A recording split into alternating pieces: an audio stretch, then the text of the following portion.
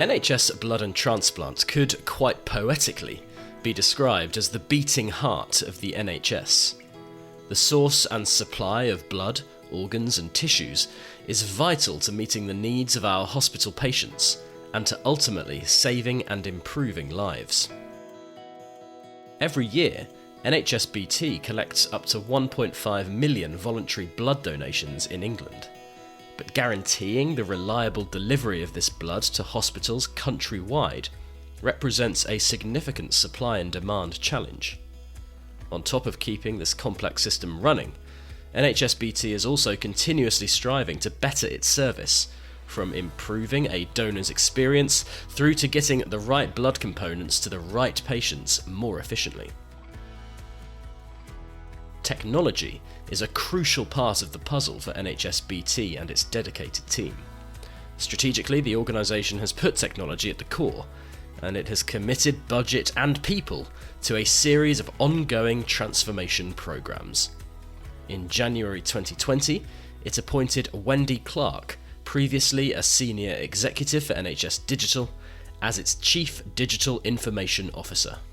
I mean, we couldn't do it without technology. It would be absolutely impossible. The logistical nature of what we do would make it impossible to try and manage on pieces of paper. It also allows us to reach out to donors and attract them in different ways. Everybody who works for NHSBT touches technology in some way in order to communicate and collaborate.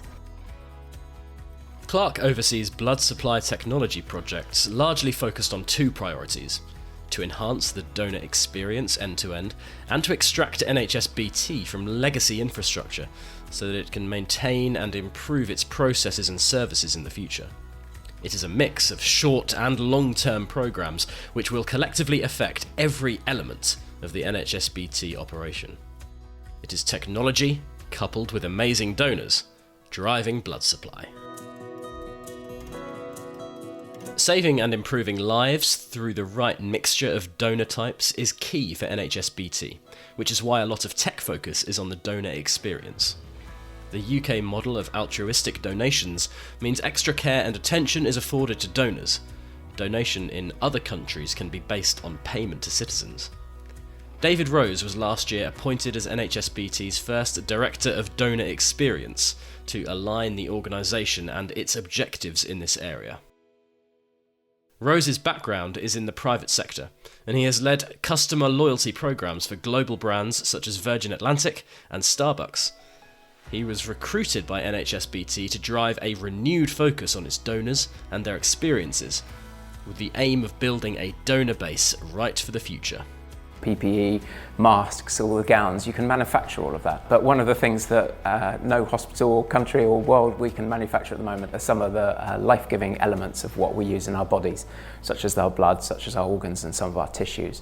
So today we still rely on the generosity of our donors to donate, I dare say what they have spare effectively, that our doctors and our hospitals can use that to support patients.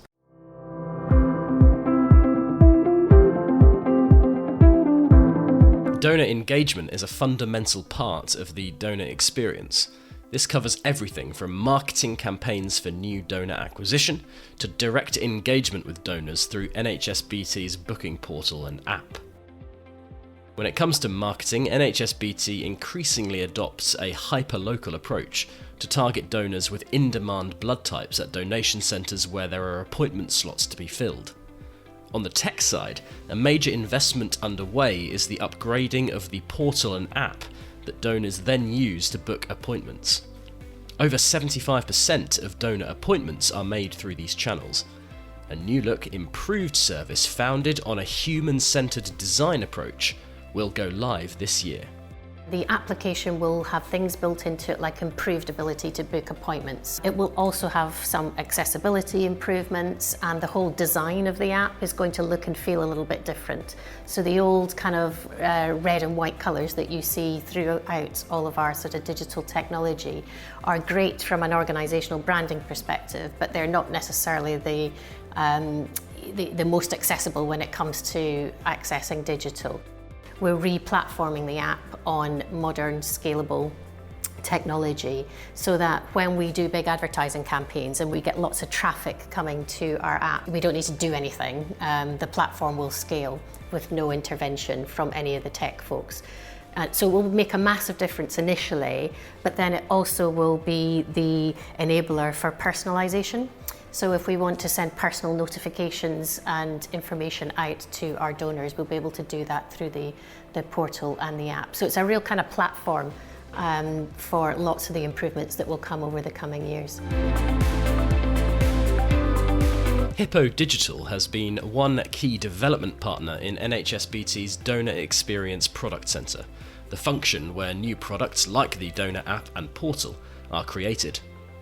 Hippo worked with NHSBT's internal development teams to define the project roadmap, deploying its own people-centred design methodology and supporting the re-platforming of the technology. They've been instrumental in the delivery of both of those things. They've done this before, and Hippo have worked across other areas of the NHS. It helps me when you get a team of people who come on board and they kind of know what good looks like in that space. It means we're not having to set down standards and train people. As Clark highlighted, one ambition for NHSBT is to deliver a more personalised service to donors. The organisation's current methods of managing its donor base are effective, but donors are still often treated as a cohort, with the same messages sent out to large groups of people. The updated app and portal will go some way to offering personalised experiences, but NHSBT is undertaking a broader piece of work it calls the contact strategy. To get a 360-degree view of a donor and all the interactions with that individual, NHSBT is updating its customer relationship management capability, aggregating as much data as possible from different sources. It also wants to reduce friction for users by offering automation tools and potentially chatbots, all of which plug into the system and offer a single pane of glass for NHSBT customer experience staff. Previously, customer data sat in different locations and wasn't utilised effectively. Our donor carers, who actually do a lot of the groundwork in the centres, taking your blood and looking after you, they'll be equipped to understand actually what the background of the donor is. And so we actually make sure that we have the right number of new donors throughout the day, because they do require a little more care and attention. They do require taking through those steps. Technology change is even improving the process of blood collection.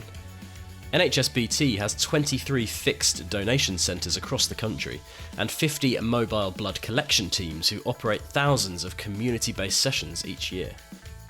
Clark describes the technology used by donor carers as archaic, but this is set to change with the implementation of Session Solution, a mobile connected solution to increase efficiency and vastly reduce paper usage.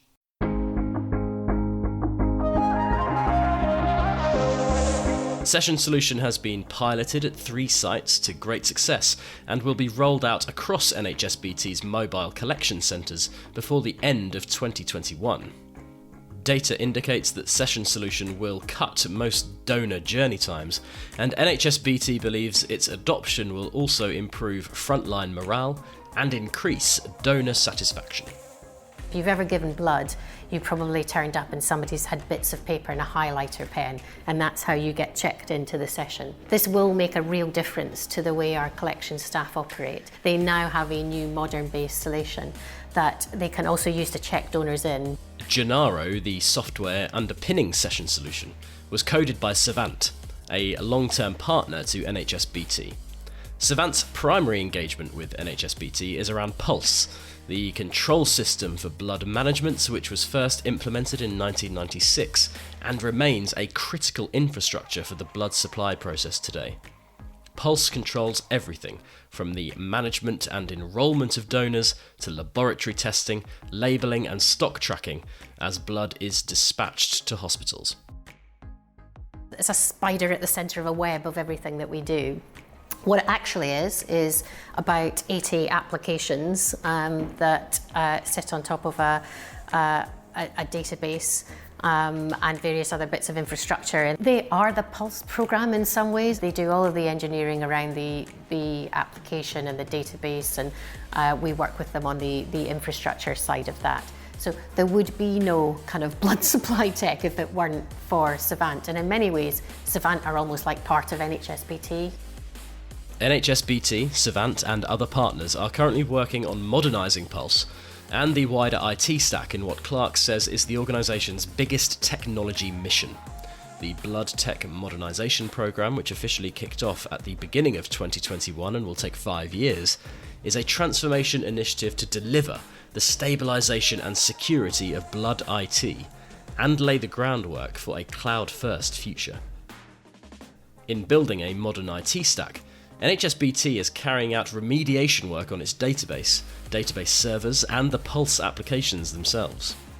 It will also be changing the way it integrates with that system, so data can be consumed from other applications and services more readily via an API integration layer, opening up NHSBT and its systems for wider benefit.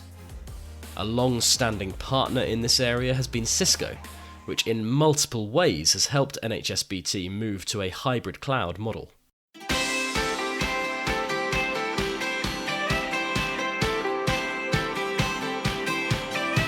NHSBT uses Cisco's multi-cloud architecture, which is composed of Cisco ACI software-defined networking with HyperFlex HCI deployed at edge sites and inside 2 data centers.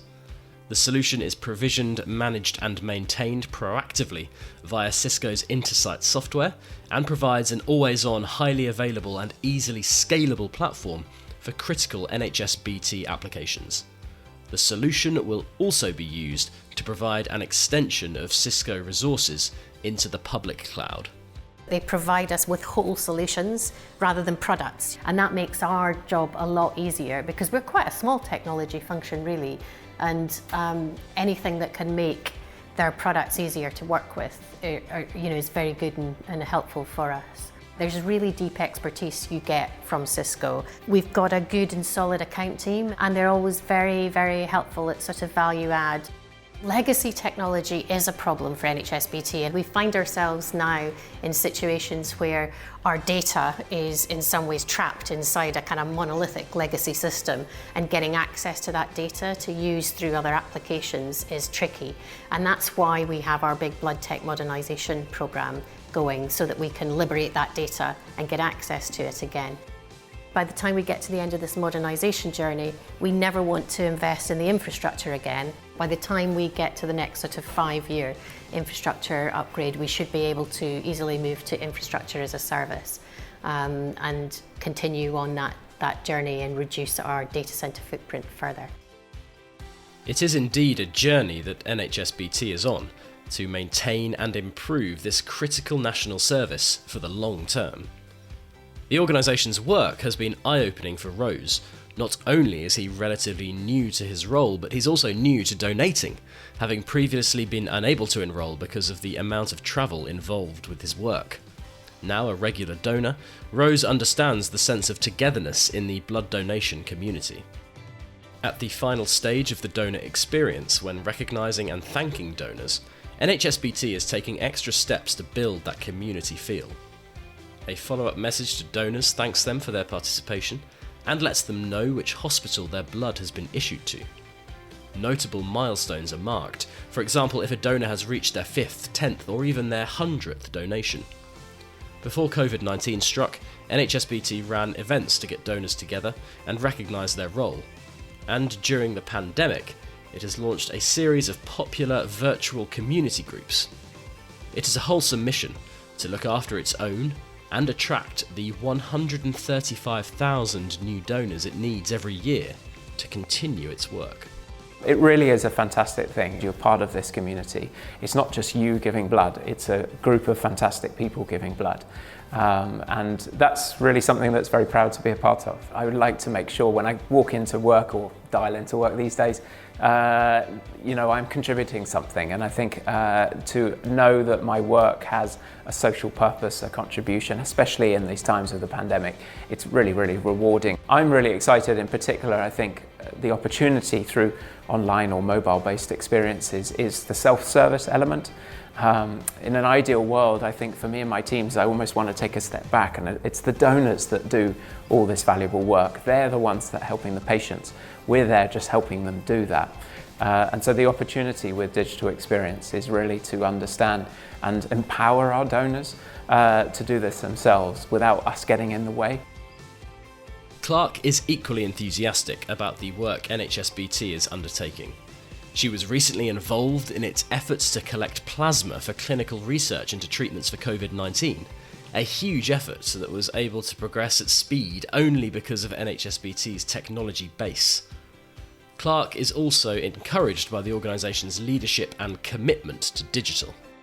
Our chief executive is a real supporter of digital and technology, a real supporter of it. She comes from private sector and she's seen the difference technology can make. And I'm looking forward to the point where we've just got a few more of those foundations in and we can start lifting our heads up a bit and being a bit more experimental with what we can do with technology. Because I have no doubt that deploying the use of things like artificial intelligence and you know, machine learning, those types of things can help transform the way this organisation runs.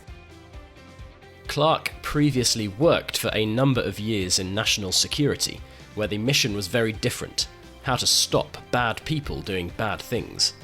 At NHSBT, it's about helping good people do good things. And it is that fundamental duty, she says, that motivates NHSBT's staff every day. People come to work because they know they're saving and improving lives, and that's what keeps them coming to work, because I suppose many people probably could go work somewhere else and they could maybe get paid a bit more money sometimes, but it's that real kind of mission of what we do that keeps people here. And this organisation, you've got people, altruistic donors, you know, who are giving their blood, who are giving their plasma, who are giving their tissues, who are giving their organs for the benefit of other people's lives. So you've got, everywhere you look, there's great people doing great things. And that is, you can't buy that, can you?